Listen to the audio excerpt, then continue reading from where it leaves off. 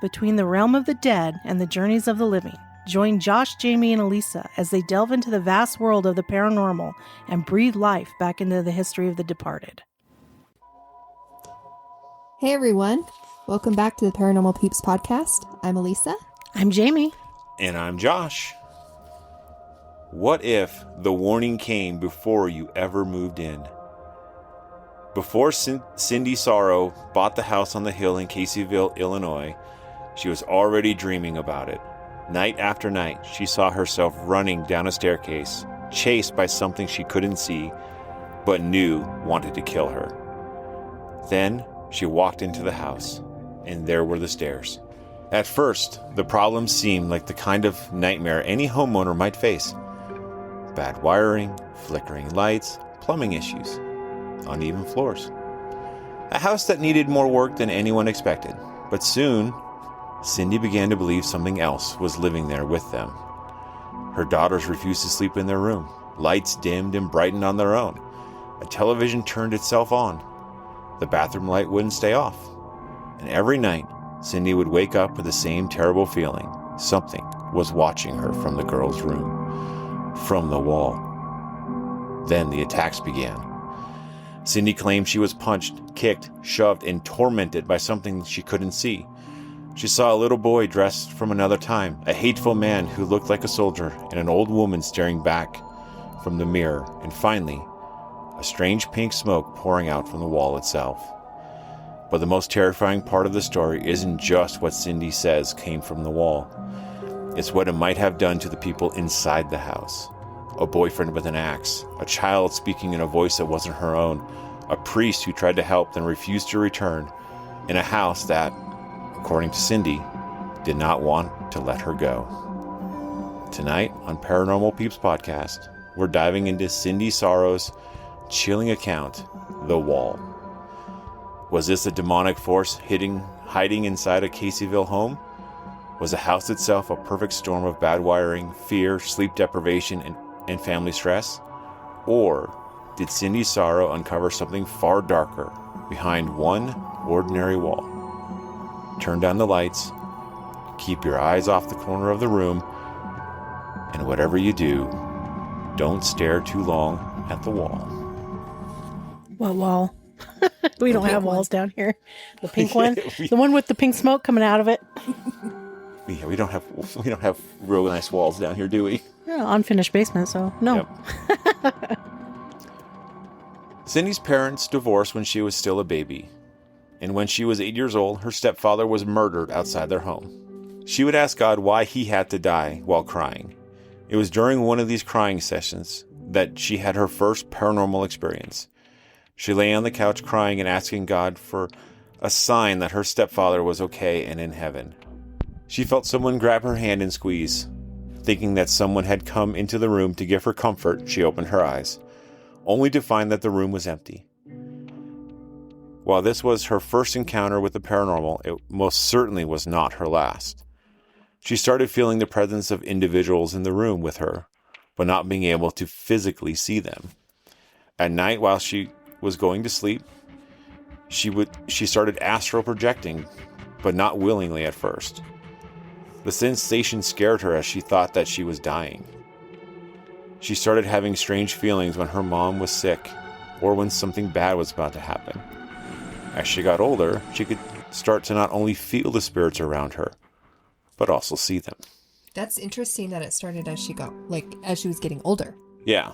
Most of the time, it's like it happens when you're a kid. Right. And then it gradually fades away. Yeah, as you grow. So that's like totally opposite of the norm. Yeah, she got stronger, so to speak. Right. As she got older. That's interesting. Cindy and her Aunt Joyce were very close. She even considered her like a second mother. One day as they talked, which is something they did often as Joyce was Cindy's confidant, Joyce said, "If I die before you and there really is a heaven, I will come back to let you know." Cindy replied in the same and thought it was a little bit premature considering Joyce at the time was only 41 years old. Whoa. It wasn't too long after that conversation that Cindy got the phone call. Her aunt had passed away. Little did Cindy know that her aunt was very sick and that she was preparing Cindy for the inevitable. Years later, after Cindy had her daughter Brooke, and Brooke was about 3 years old, Brooke came into the room from watching cartoons and stated very matter-of-factly that Aunt Joyce wanted to let you know that she wasn't sick anymore. Oh, well, there you go. Cindy was quite stunned and replied, Aunt Joyce couldn't have told you that. Brooke proceeded to show Cindy where in the house that she had seen and talked with Joyce. Since this appearance, Joyce still visits Cindy, just not in person, but in her dreams. Wow. See, my thought is like, how could she say that it couldn't be her when she's had these experiences? Well, I think it's kind of one of those things like where your kid comes to you and you're like, you know it's probably true, but you downplay it to not try to scare your kid that they're experiencing something paranormal. I guess. I mean, every parent's going to do it differently. So yeah. That makes sense. So when Brooke was 7 months old, Cindy suffered a freak accident, which left her with very serious back issues and chronic pain. She was diagnosed with a ruptured disc in her lower back, which was inoperable due to the high risk of leaving her paralyzed. Yeesh. We move forward just a little bit. Right before Christmas 1990, Cindy was renting a duplex in Belleville, Illinois, which is about 30 minutes from her mom's house in Caseyville. She had been waiting for the money to come in from her accident so she could buy a house. Living in the duplex with her were her 2 daughters, Brooke and Christy, and Glenn, her on-again, off-again boyfriend, who was Christy's father. By the spring of 1991, Cindy knew it was time to move back to Caseyville to be closer to her mom. They talked all the time, but it was long distance between the two towns, as this being before cell phones and unlimited minutes or unlimited long distance. Oh, we remember those days. I remember. Yeah. You're like, it's not that far. It's still long distance. And because of that, Cindy was racking up quite a hefty phone bill. Plus, Cindy's mom always seemed to be getting ill, and Cindy would keep traveling back and forth to help her out. Glenn was upset that Cindy would take the kids away from their friends and the school that they loved. This, like many things, would cause them to fight. But reluctantly, Glenn gave in to Cindy and agreed to move to Caseyville. It was after he finally agreed to move that Cindy started having dreams. Well, maybe the better term would be Nightmare on Elm Street, Freddy's in your dream style nightmares. Oh, jeez. So In these nightmares, Cindy was running down a flight of stairs being chased by someone. She couldn't see who was behind her, but she knows that they're trying to kill her. These dreams were so vivid and real that she checked around her place to see if the stairs in her dream matched anything in her house. But the only stairs in her house were to the basement, and they didn't match the dream. One day, while dropping her kids off at school, Cindy noticed a for sale sign in front of a house on a hill. This place was perfect, as it was close enough to walk to both her mom's house and Glenn's parents' house. Staring at the house, she got the feeling that the house was staring back at her. However, due to the house being up on a hill and knowing how winters get in the middle part of the country, this house was a firm no. I mean, we know how bad it is being up on a steep hill. 200 feet at an angle. Yeah. Yeah. It's not fun in the winter. And I get the picture that this house was kind of the same way. It was just a nice, big, steep grade up to the top of the hill. Yeah. Which is a deterrent for a lot of people when they're house hunting. Yeah. Yes. Well, especially when you know it's going to ice over. Oh, yeah. You don't want to slide down into the street and go... Nor do you want to be responsible for that. Like, Heck no. having to put ice out there all the time. Or not ice. No, Ice salt. Salt. Yeah. But maybe it might be a good thing for this house. Right? Let's put some salt around the perimeter of the house. Cindy did end up finding the perfect home right behind the elementary school. The girls could walk to school and Cindy could watch from the porch. They could even come home for lunch instead of having to eat at school, except for maybe on pizza day. Oh, yeah, because, pizza day at school is the best. Literally, that's what my son told me today. Really? He couldn't wait for junior high's pizza day because it got Pizza Hut pizza. Oh, my. That's awesome. Glenn ended up finding the barn house on the hill and was immediately taken in by the house. Or maybe it was the property. This led to many more fights over the two houses. And the parents even got involved with Glenn's mom siding with Cindy that the winter would be too tough with having to try and navigate that steep driveway. Everything and everybody told Cindy to not buy the house on the hill, except for Glenn. He was dead set on the hill house, even though it wasn't his money to spend. I was going to say, whose money is buying this house? Yeah, Cindy's, right, Cindy's injury money. Yeah, but they're not even married. No. Yeah, they have one kid together, not married, on again, off again, not his money.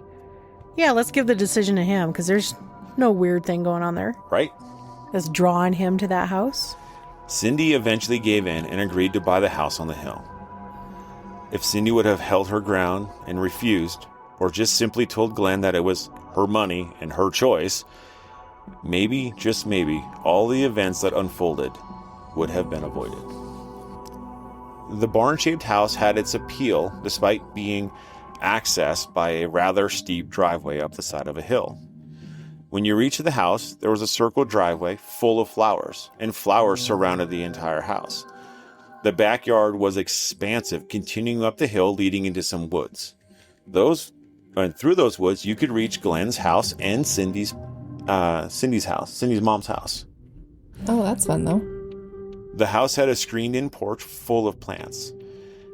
Inside the house, to the right was a staircase. To the left, a small TV room. Straight ahead from the front door was a rather large kitchen. And to the left of the kitchen was a set of cafe doors that leads to the laundry room, and off the laundry room to a small bathroom. The entire first floor was built underground, giving it kind of like this dark and gloomy feeling. Ugh. The first floor? Yeah, the main floor, the bottom floor. Yeah, That's kind of weird. Weird, yeah. So do you step down into? No, you walk in. So you come in on the driveway, walk into the front door, and that's basically in the side of the hill. Oh, Weird. Yeah, so the second floor would be technically like ground level. Like above ground, but from the back. Yeah. Okay, makes sense. Got it. Yep. Got it. Weird though. That is weird. Up the staircase on the second floor is a living room with a fireplace and 2 bedrooms. The perfect quaint home for Cindy, Glenn, and the 2 girls. Things inside the house didn't start off well. Maybe this was just their chance to avoid what was to come. The loan wouldn't go through because the house needed a new roof. Eventually, though, the roof got fixed, and in September of 1991, Cindy became the owner of the house on the hill. Soon, she would realize that this would become one of the biggest mistakes of her life. The first day of moving was pleasant, as they had hired some men that Glenn worked with to help with the move. And as they were moving in, a small boy came over and introduced himself as Sean. Sean lived in the trailer that was near their home off to the right of the house. Meeting Sean felt like a little bit of a blessing because he was of similar age to her girls. The second day, though, things seemed to be a little off. The flowers around the house seemed to have attracted bees, wasps, and hornets in such an overabundance that they prevented anyone from accessing the house. Yikes.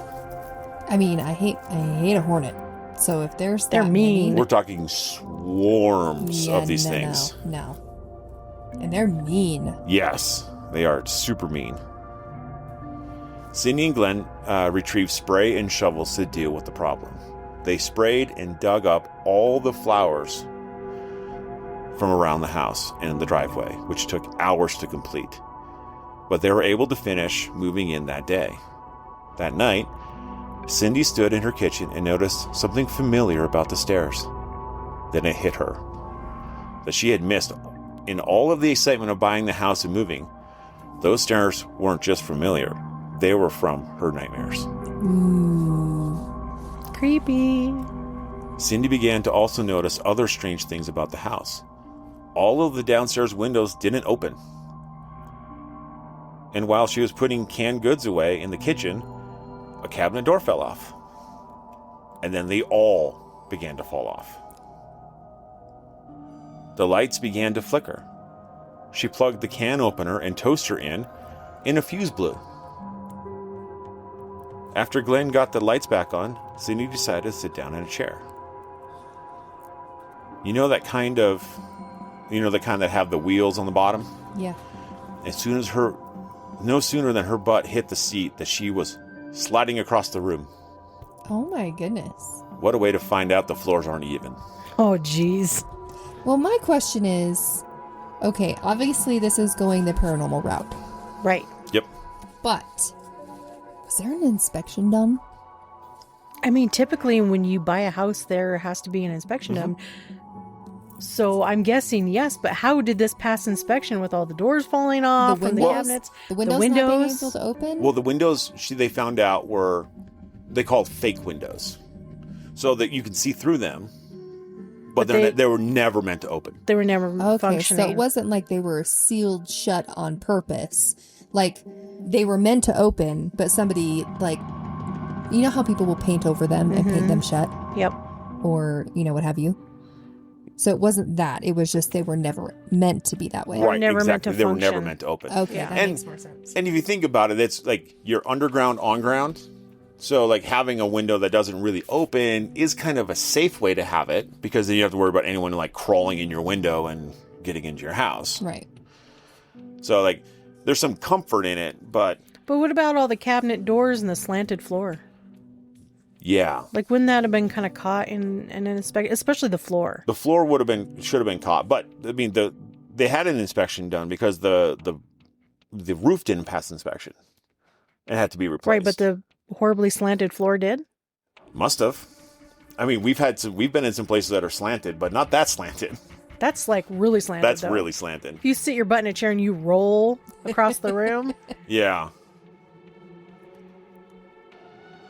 She decided to go into the room that they designated as their TV room downstairs and put up a TV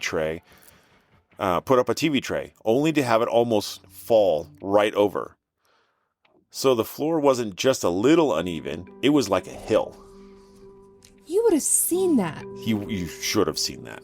How could you There's not? no I have way. no idea. Okay, I have been, when Alan and I went looking at homes, one of the homes that we looked at was this huge, beautiful home, okay? And it was built on a hill, but the problem is the house was sliding. Oh. So half of the house was sliding down the hill, the other half stayed put. So doors couldn't open because the floor was that crooked. Oh, that's bad. But the thing is that's only a few inches. Yeah. Versus if a table is TV tray. a TV TV tray Just tips is over. tipping over because it's that steep, you're gonna see that visibly. You should be able to. Well, not just that, not just visually, but I mean, did you not walk into the room and walk across the room and feel yourself like going downhill or anything? right? Or like you Or can uphill? feel it, like when you're in a basement or in a room where you change rooms and that shift happens. Yeah. Yeah. And you can feel it. Oh, yeah. Yeah. It's obvious. Even if it's minor, you can feel it. Yeah. So it's like, come on, guys. How did they miss How that? did they miss it? Yeah. Not a clue. Right. And she doesn't go into There's gotta be details more. on it. Keep going. The bathtub upstairs was clogged, so Cindy took a shower downstairs only to find a huge puddle on the floor and the sink also plugged. When she pulled the chain on the light to turn it off, it instantly came back on. What a dump. Too bad there aren't lemon laws on homes. She might have been able to trade it in for a better model. Yeah. Unfortunately, this was just the beginning of the troubles in the house. Cindy got her girls' room set up upstairs, bunk beds and the like. And as they were putting things away, Brooke, the oldest, came out of the room stating, "I don't want to be in that room." And Christy wouldn't even go into the room without her older sister with her.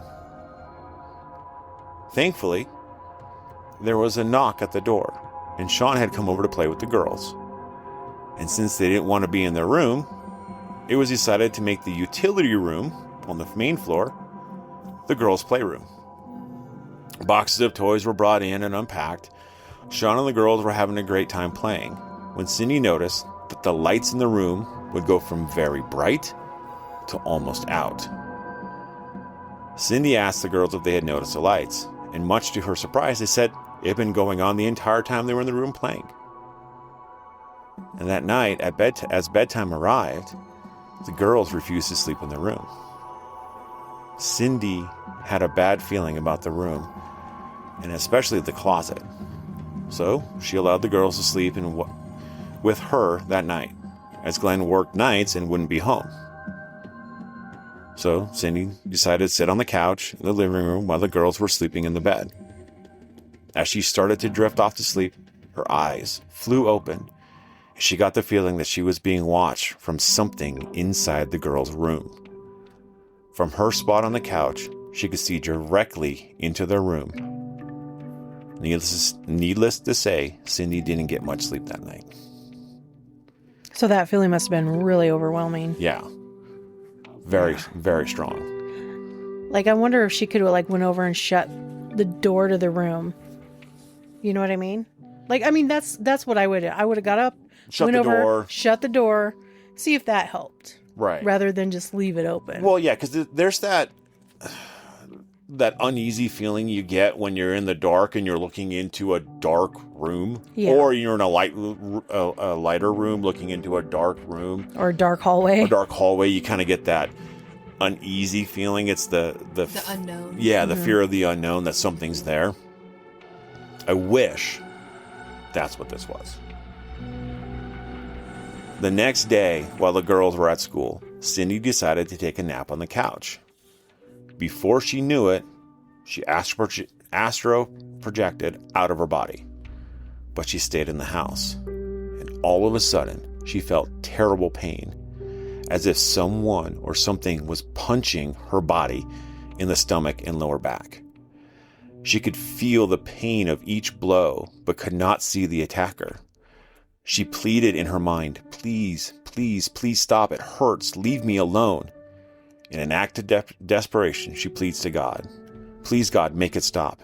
And immediately, she's back in her body and the invisible attacker gone. Goodness. That'd be terrifying. Yeah. Because you feel helpless. And you kind of are helpless because you can't see. You can't see it. What's doing it? She's not in her body. You're not in your body, and you can't control it's it. pain. Like, how do you control that? Exactly. You don't. Yeah. Because of the electrical issues that had been occurring, Cindy had called for an electrician, and while they waited for one to arrive, the house fell into a bit of routine. Sean would come over and play with the girls in the utility room. As they played, the lights would go dim and then go bright. The bathroom light would come back on immediately after pulling the chain. The girls would get tucked into Cindy's bed at night, and Cindy would go lay on the couch to watch TV. Cindy would pray to keep her family safe and to not leave her body. She would be awakened each night during the same talk show, and she would have the same sense that it had something to do with the wall in her girl's room. It had felt like the electrician arrived just in time because the girl's TV started turning on by itself. The electrician did a thorough inspection of the house and had some startling findings. The wires in the house had been turned around, so the hot wire was on the neutral and vice versa. The electrician fixed the wiring and everything seemed to be all right in the house. So the wiring was wrong. The wiring was backwards. Yeah. Interesting. Yeah. So, I'd like to know who she used to inspect the house because I want to make sure we steer clear Right? if we ever buy a house. Don't use that guy. Things seemed to be fine for a little while until the most unthinkable thing could have happened. Glenn brought a puppy home, much to the dismay of Cindy. Not because she didn't like animals, but because they had been down this road before. She would be the one that would have to clean up after it and take care of it, while Glenn would do nothing. Of course. I'd be upset too. Yeah. That evening, things started going haywire again. The bathroom sink started backing up again. The light in the bathroom would turn on after being turned off. The light bulbs started blowing out. The once fixed garbage disposal stopped working again. Cindy picked up the phone to call her mom, only to find it dead. And the nightly routine continues, with Cindy laying down at about 10 p.m., only to be awakened with the talk show starting, her eyes going straight to the wall. She would then stay up the rest of the night until morning. The next morning, after Glenn came home from work, Cindy confronts Glenn about the house, and a very heated argument ensues. Cindy leaves the house, slamming the door on her way out. As she makes her way to where the puppy is tied up outside, she gets shoved violently from behind, almost driving her to the ground. Thinking that Glenn is attacking her, she quickly turns around. Who's attacking her? No one. At least no one she can see. Confused and scared, Cindy heads back into the house, only to find Glenn fast asleep in the bed. Oh, jeez. Of Crazy. course it does something when he's not there. Oh, of Paying course. attention. Yep. Like most people, Cindy fell into a routine. One that always found her on the short end of sleep, leaving her drained of energy. However, on this day, she found she had an overabundance of energy, and she decided to rearrange the house, wearing herself out to the point of exhaustion. So when 10 p.m. rolled around, it was time for bed, instead of having a hard time falling asleep, she was out almost immediately. Too fast for her to prevent herself from accidental astral projection. And before she knew it, she was out of her body. Immediately, the pain started as heavy blows from the unseen entity rained down on her body. Both punches and kicks this time. She cried out several times to God to deliver her from this attack, and eventually it stopped and she was back in her body. It was then that she realized that this entity was clever and patient. It would watch and wait until Cindy fell asleep and left her body before pouncing on her like a lion on a wildebeest. Predator. Yep. The psychological toll started adding up as Cindy couldn't get more than a couple hours of sleep at night. She would be awakened shortly after falling asleep, and always the feeling of something in the girls' room by the wall. One morning, while the girls were at school, Glenn calls out for Cindy to come here. Cindy, being exhausted, was asked what he wanted. Glenn insisted that she come to him. Cindy, not looking for another to fight, decided to go see what Glenn wanted. As soon as she entered the room where Glenn was at, he attacked her with an oversized pillow, trying to smother her. Being severely overpowered, she feared that this was the end, but somehow she managed to get away. Grabbing her keys on the way out the door, she ended up at her mom's house for the day. Cindy waited for the girls to come home on the bus, and after picking them up, she decided to go back into the house with the girls. Glenn was awake, and when she walked into the door, Cindy decided not to say anything to Glenn about what had happened earlier that day, and neither did Glenn. Makes you wonder, was it really Glenn? Right? Yeah, like, was he asleep? Kind of a situation? And being controlled, yeah. But would you go back into the house? No, He tried to kill absolutely you. not. No. This is what confuses me. I guess I just don't understand. Maybe it's because she's just so worn out, sleep deprived, and I don't know. But personally, I would never step foot in that If house you again. had no other place to go, I can see going But back she has in. her But mom. she had her mom. She had her mother-in-law. Not mother-in-law, but, you know. Yeah. Right. His mom. His His mom. Yeah. That was on her side. Yep. Like, she had places to go. Why put your kids in that situation? He was trying to kill you. Right. It's not like it was, you know, like he shoved you where it's not as detrimental, right? Right. I'm not saying it's not important. No, he tried to end you. But he tried to end you, Right. and you're going back in with your kids? Yeah. Yeah. There, Nope. There are a few cases that I'm just like, I don't get it, lady, but it would be a different story if she just left. Well, and here's the thing, though, and I try to look at the other side of it, like, unless I was in her shoes and her state of mind. I want to know what her thought process was. Right. Right.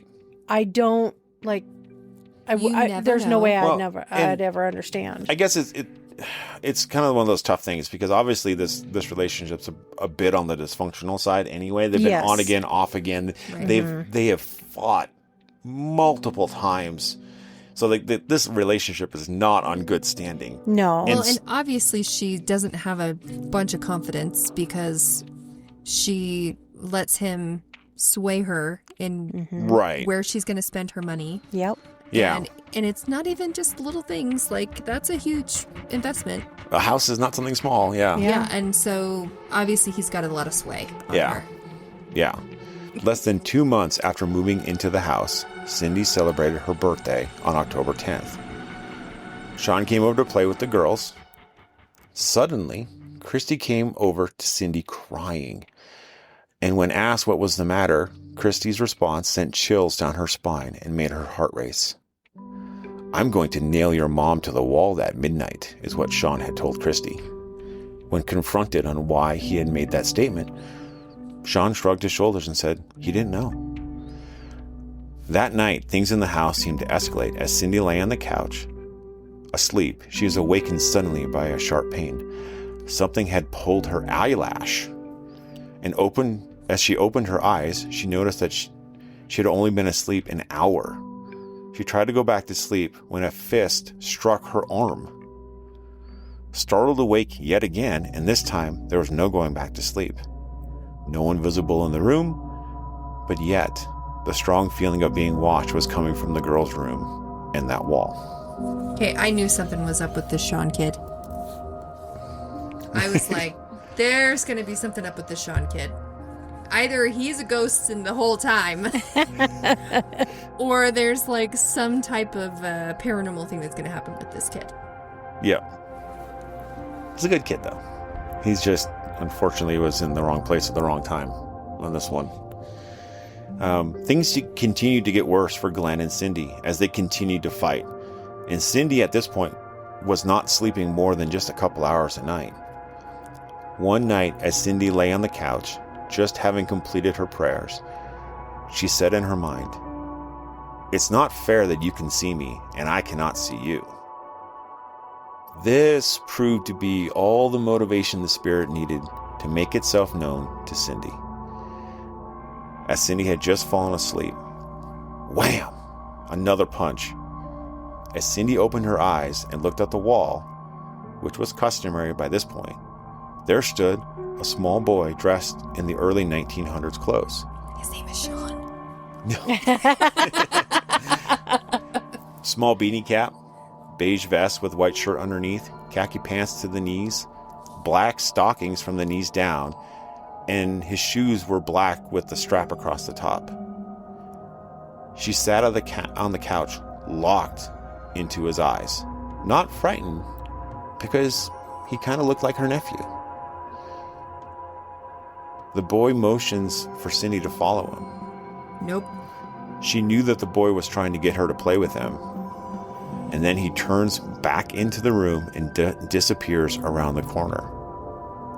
Did he go into the wall or into the room where the girls were sleeping? Cindy didn't know, as she was so drained from the experience, she ended up falling asleep for 5 hours. Whoa.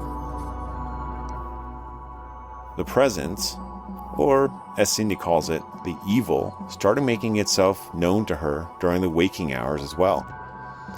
Every time it was near her, Cindy's heart would skip a beat and her ears started having issues.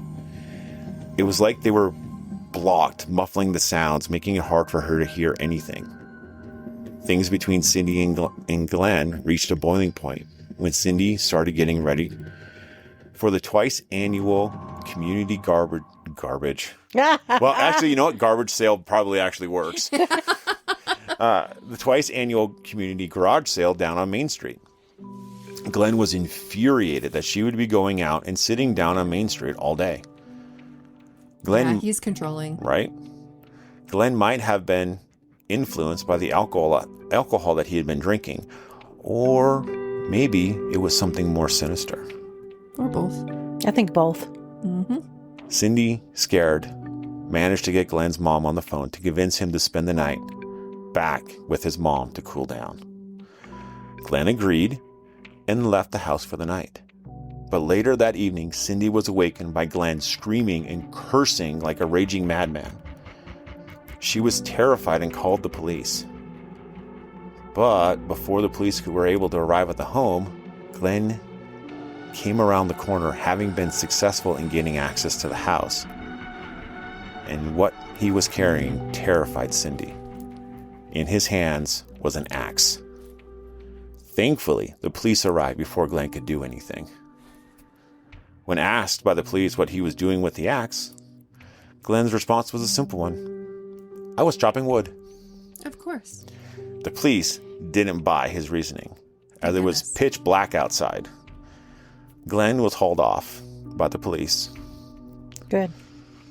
Okay, this is attempt number 2. Yeah. Number 2. Yep. The nightly beatings continued, the spirit choosing different places to strike her. Arms, back, stomach. One particular night, after she was punched awake, she looked at the wall and noticed not the little boy standing there, but a man. He was tall with dark hair, in his late 20s or early 30s. He was dressed in a white shirt with puffy sleeves. His pants were tucked into his boots right below the knees. He looked like a soldier. And when they made eye contact, Cindy was terrified, as his eyes were that of hatred and evil. See, it makes me wonder who he was in real life. Right? Yeah. Another night after Cindy was forcefully awakened, instead of looking at the wall, Cindy ignored the presence and went into the bathroom. As Cindy washed her hands, she looked into the mirror and shocked to see a woman staring back at her. It wasn't her at all. The woman was old with gray, thinning hair, and when she pulled the light chain to turn off the lights, they came right back on. When she went to go pull again, there was a hand on top of hers. Terrified, she ran back to the couch, flying over it, and now she couldn't help but stare at the wall.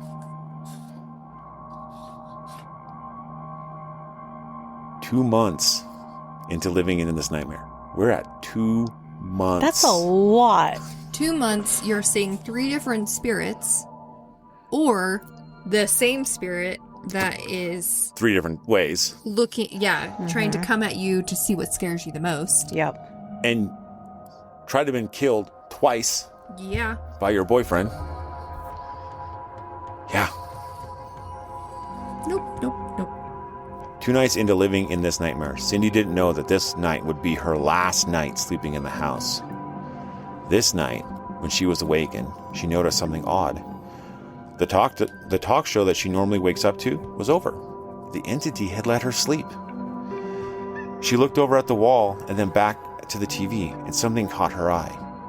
It was a smoke, not black or white smoke that we're all accustomed to, but a pinkish smoke. It was coming out of the wall, slow at first, but then it kept coming and growing until it was a huge cloud filling most of the girl's room. The part that was truly terrifying was that an energy was coming out of the center of this cloud, a strong and powerful energy. It was in this moment that she realized what had been beating her at night. The lights started to flicker. The sound on the TV started to go in and out, as if the cloud was pulling energy from all the electricity in the house. She started praying out loud, "God, please help me. In Jesus' name, do not let the lights go out." She watched in horror as the cloud passed through the wall, leading into the room where her children were sleeping. Ruled by fear, she tried to figure out how to get out of the house and run without her children.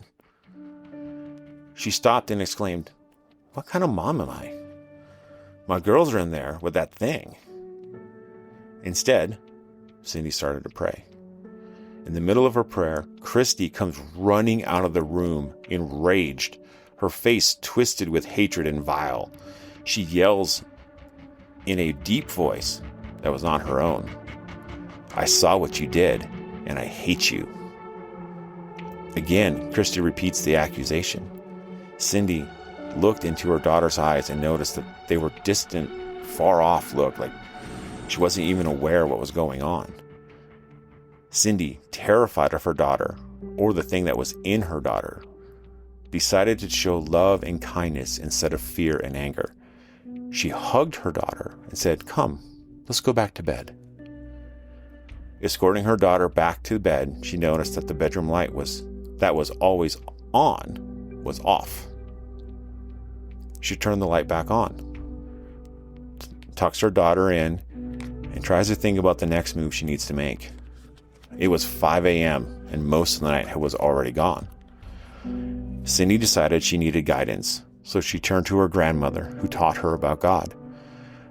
The conversation was centered on what had been happening to her in these past 2 months, and by the time it had concluded, Cindy was positive it was time to leave the house.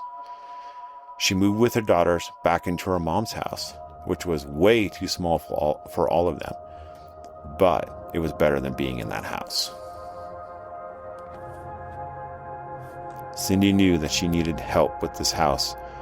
Whatever it was that was doing this, it was evil, and she knew that she didn't have the strength to fight it on her own. She started calling local churches to get some help, but all of the people she talked to and told her story to were too scared to even step foot inside the house. So, while she was hanging out with some of her close friends and her family, Kay, who was her friend's mom, and John, who's Kay's ex-husband, she started conveying all of the things that had happened to her.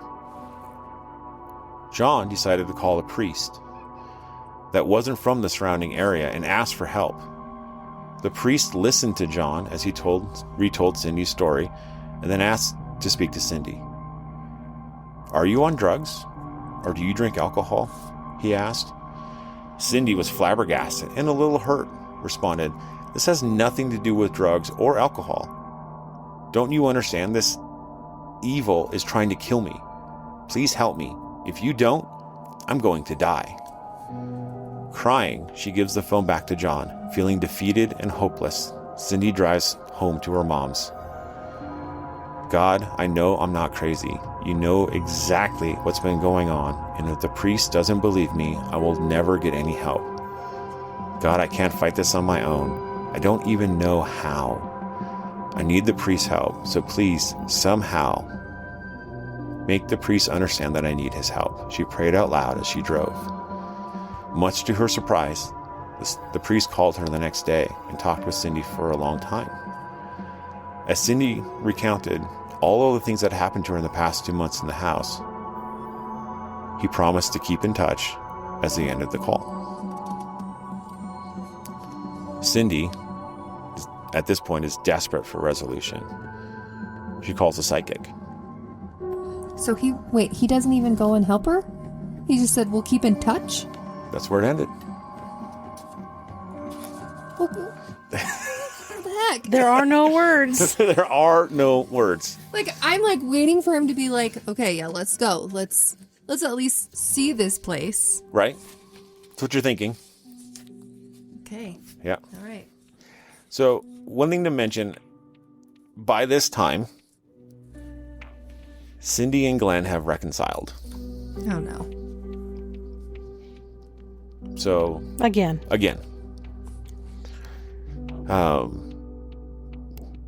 So yeah, it's a little crazy on that end. But Cindy is desperate to get resolution, so she calls a psychic that was recommended to her. The psychic, Carrie, told Cindy that she was not crazy and the entity was too powerful for her to go into the house and deal with, and that the entity was demon-like. No. Right? She did give Carrie some instructions on how to protect herself and her home. She then informed Cindy that the spirit had always been in the house and that it lives there, but it's also attracted to Cindy. And as long as she is in that house, it will keep coming out of hiding. The call did help Cindy feel a little better, kind of like there was some hope. Well, when you are experiencing those things and you have a gift and you're gifted like that, where you can sense and feel and possibly see whatever, you are a target. Yeah. I mean, you experience things that other people can't experience. You have people telling you, oh, cool, weird, sure. When, you want to talk to somebody about it, and when you are going to a priest about it and you're desperate, that's got to be humiliating. Yeah. Yeah. When someone who's supposed to believe you isn't. Yeah. Yeah, it can be very tough. Yeah.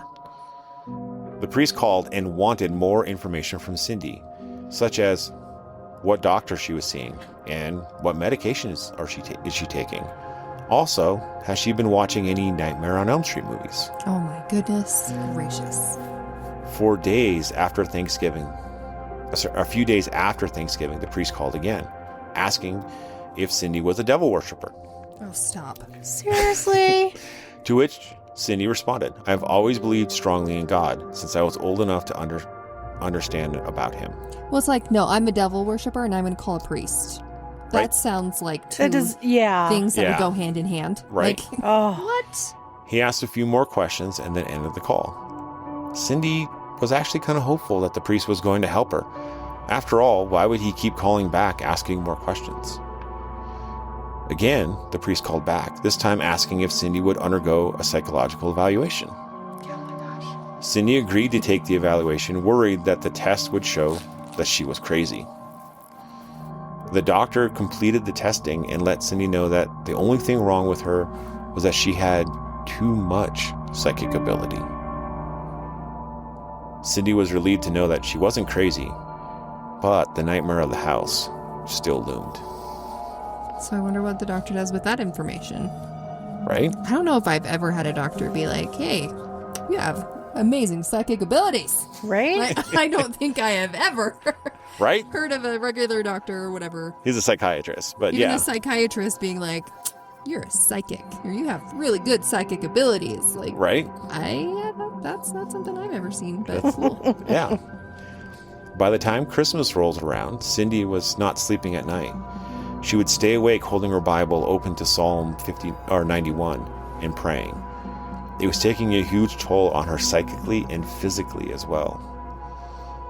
She looked like the Walking Dead and was basically a robot. The holiday was a struggle as she was still living with her mom in the too small four people house. Cindy tried to make the best of it and enjoy the holiday season. Unfortunately, they still had not gotten ridden of the thing in the house, and the priest had still not agreed to help her. Shortly after Christmas, she got a phone call from the priest. Cindy explained that she was still not sleeping and that she was going to church on the upcoming Sunday.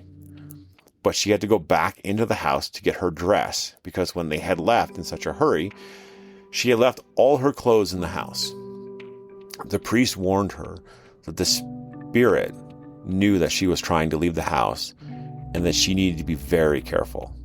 Also, that if she saw the little boy, do not engage with the child but run away, because the evil and the boy were the same spirit. Okay, hold on. So now priest has changed his tune. and now agreeing that there's spirits in there, but yet he's still doing nothing about it. Cool. You'll find out why. Okay, continue. He probably lived there. It's frustrating. Yeah. He probably lived there. Cindy couldn't believe it because the boy seemed so kind and innocent. The man, the old woman, even the pinkish cloud, she feared those. But the little boy? The priest let her know that he still had something to do on his end before he would be able to go into the house, and that she would need to wait just a little bit longer. So Cindy figured that she had waited this long. Honestly, she could wait a little longer. Finally, the day arrives that the priest would go into the home. Cindy, accompanied by her mom and her daughters, met the priest and his companion at the church before going into the house. One thing she noticed was that the priest, the one that she'd been talking to on the phone, his hands were shaking when they were in the church.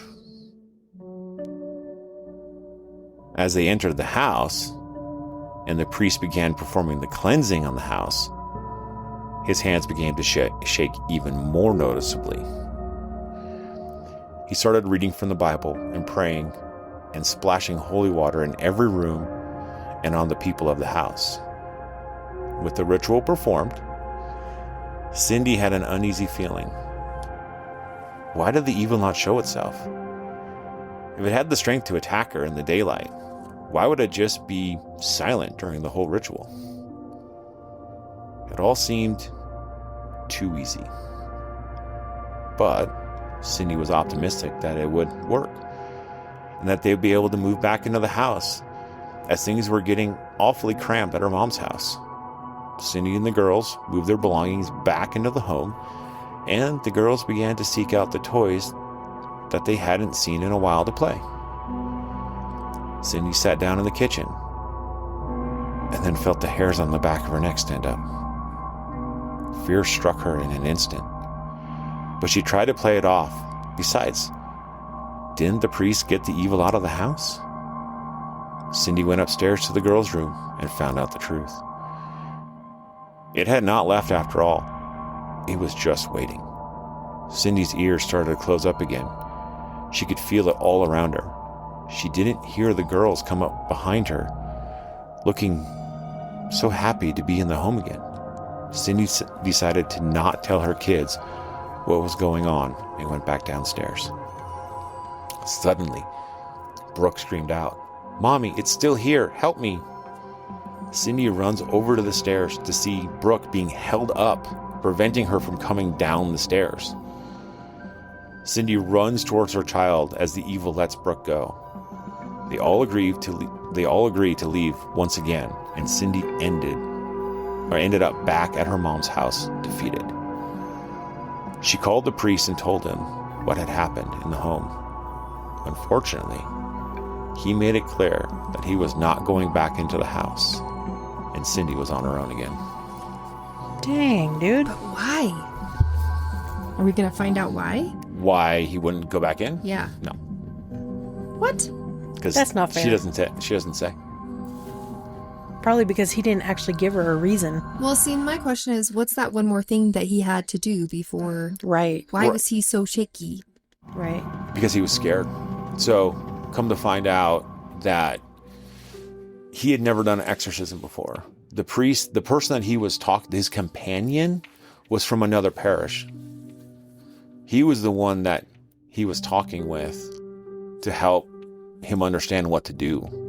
To facilitate it. To facilitate what was going on. Okay. But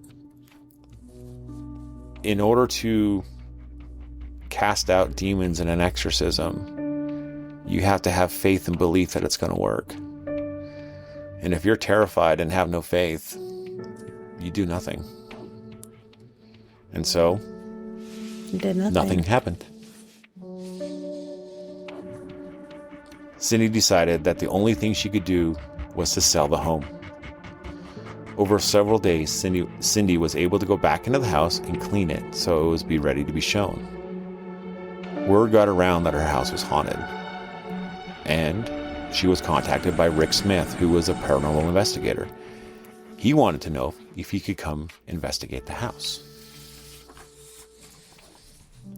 Cindy agreed, but did state that she was not responsible for anything that happened to them. Of course, they agreed and investigated the house. I mean, we would, right? We signed 100%. waivers. Yeah. Yeah. It's like, yeah, we're going to go in. The team performed 2 investigations in the house, one with lights on to kind of get a feel for the house, and the second with the lights off. They used a piece of equipment that sounds a lot like an EMF detector, but Cindy describes it as a speedometer. Okay. Well, I mean, that's what mine is, because my EMF detector is a more high-end one. Yeah, so it has a... So it looks like a speedometer on the top. Yep. So I wonder if it's the same. I think so. During the investigation with the lights off, Cindy felt a presence next to her, and she yelled out to have the lights turned back on. When the lights came on, much to everyone's surprise and dismay of the investigation team, the equipment they had used was broken by the spirit. I don't know if I've ever had a piece of equipment break. Just Like- drain the battery. Yeah, no, Physically broken? Actually physically broken. broke. Wow. After leaving the investigation, Cindy was driving down the steep hill that leads, to the road from her house. And she realized she had no brakes. Oh, jeez. However, by the time they made it to her mom's house, the brakes worked again, Weird. I'd be having them checked anyhow. right? The house sat on the market waiting for a buyer. But Cindy didn't wait to leave the house for good. In March, a mere 7 months after moving in, she finally moved out.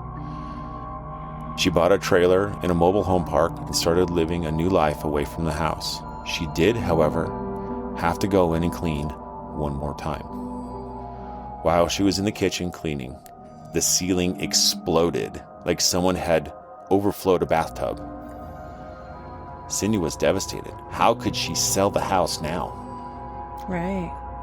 Thankfully, her realtor's brother was a contractor, and he agreed to help find the leak. But there was no leak. Cindy flushed all the toilets, ran bath water, ran water in the sink several times, and yet nothing. Seems that the spirit made one last play to get Cindy to stay in the house. Thankfully, Cindy did not agree to stay, and eventually the house did sell in 1992. Cindy's cousin once told her about an incident when he was younger. He had gone over to some construction workers who were digging and warned them to not dig too deep or they'd let the devil out. When she and Glenn dug up the flowers on the first day at the house, did they dig too deep? Oh, jeez. Dang, that was a good one. I wonder if it's is it something tied to the land? Yeah. More than likely, that's what it sounds like. More than likely, it is something tied to the land. There were reports that there were rituals done on the land before there was a house there, and that they sacrificed people and buried their bodies where the house stood, and not just where the house stood, where that utility room was located, where the girls played. Interesting. So here's my question. So when they eventually built the house, because of the way the house is built, where that first floor is like underground, would they not have come across a body? If something was buried there? I mean, Depends seriously. on how long the body was there. So if the body was there for 200, if the body was there for 200 years, it could have. But how do they know if rituals were done? I mean, just rumors, America right? is not that old.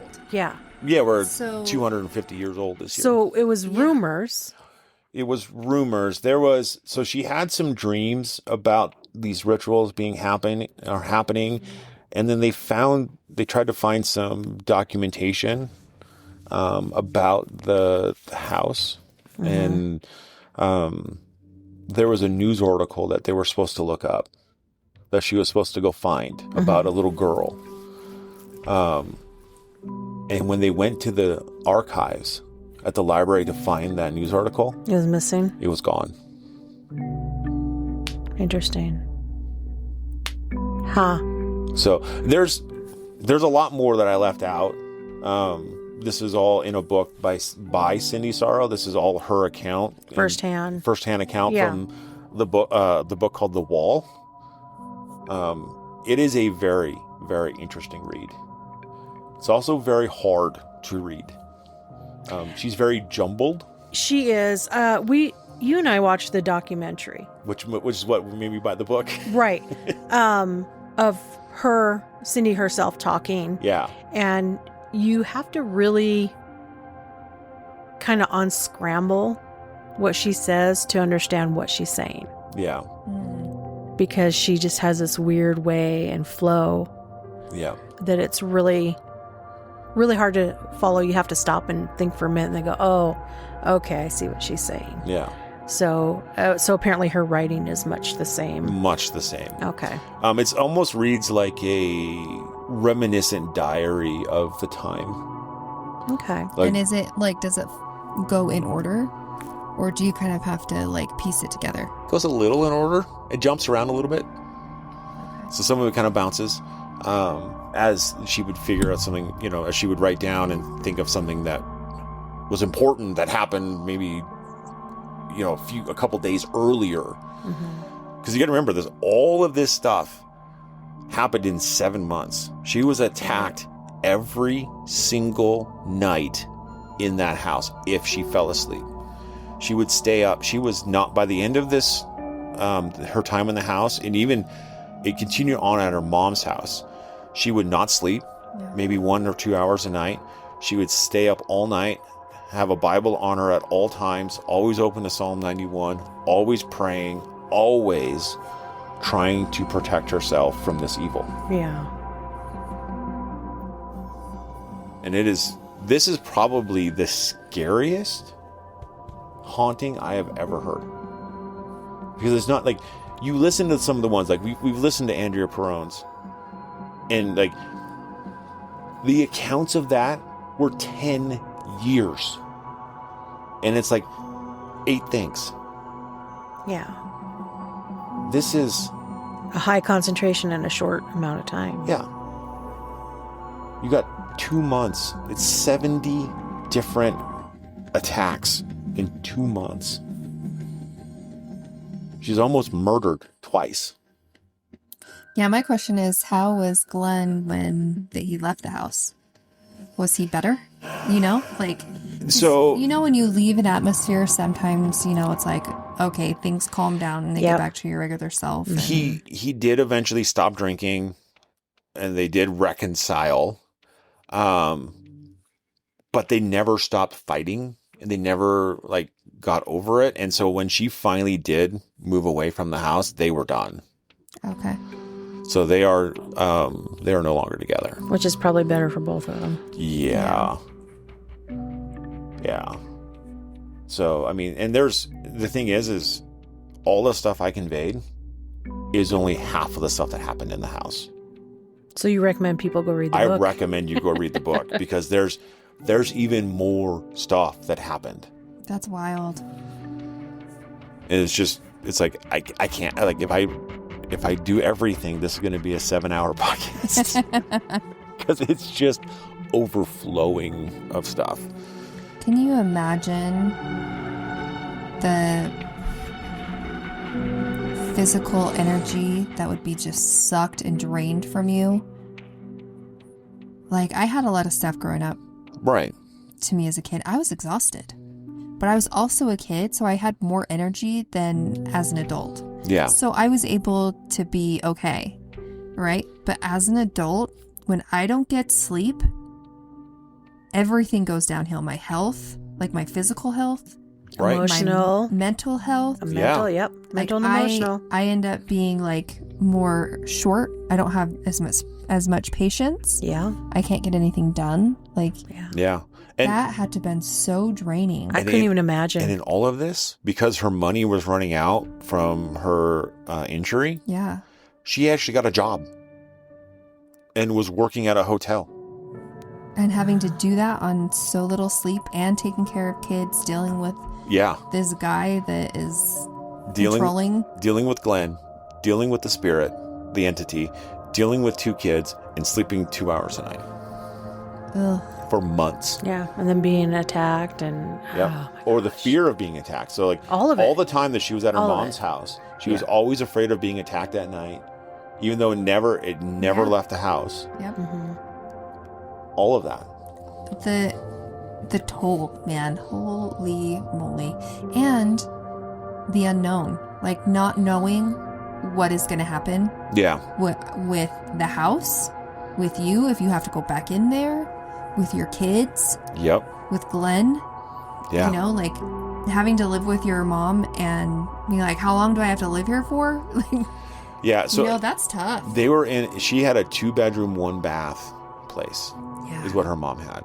And so the girls basically lived in the living room.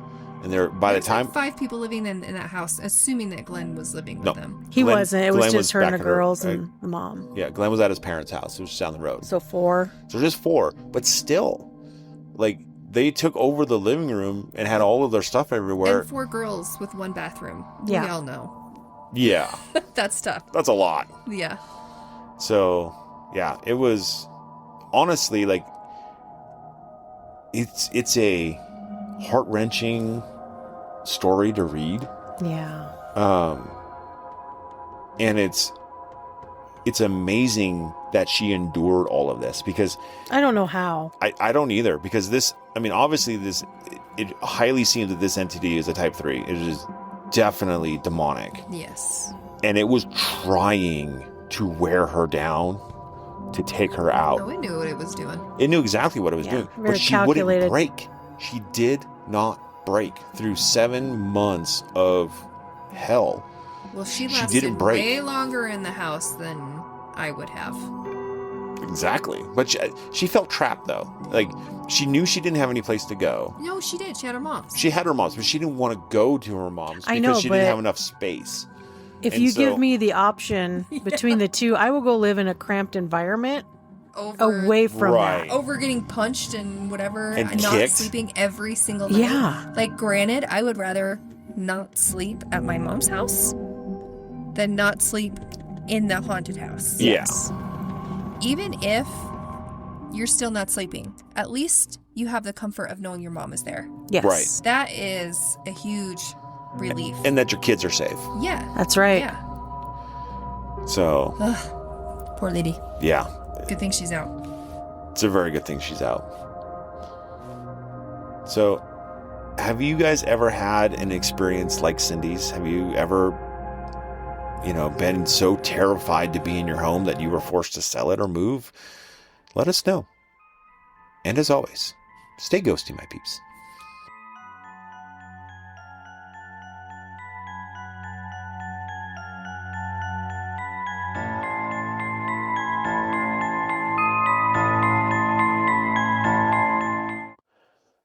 She would ask God why she had to die. Or what?